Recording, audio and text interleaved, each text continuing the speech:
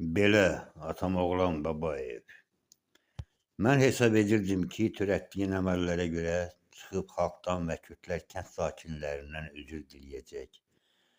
Oğlunun adına olan ana yolun üstündəki qaz borusuna bitişik və məktəbin bir neçə addımlığında olan yanacaq doldurma məntəqəsinin fəaliyyətini dayandıracaq.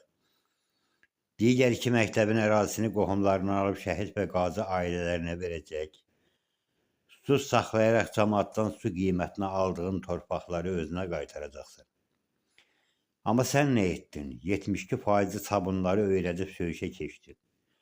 Bu nəyin qısası idi? Nədən abijini qalmışdı?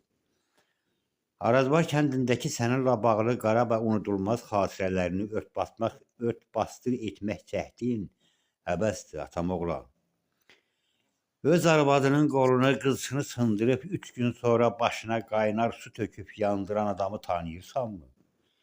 Deyilənə görə bu dəhşətli cinayətə canlı şahidin biri də sən olmuşsan axı. Hər şey çürüyür, sümük çürümür, Atamoğlan Babayev.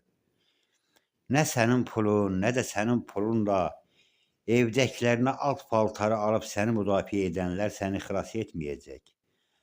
Ağcabədidə Paşinyana xidmət edənlərə yer yoxdur.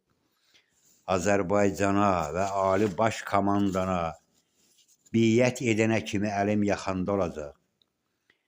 Fərarilər ordusuna malik olanlar torpaq uğrunda can verənlərin torpağına ağalıq edə bilməz. Bunu Arazbar Xatirələri adlı sırğa elə as qulağından. Yaxşı bilirsən ki, Arazbar cəmaatı mərd və kişilərin oylağıdır. Biz hələ səninlə çox görüşəcəyik.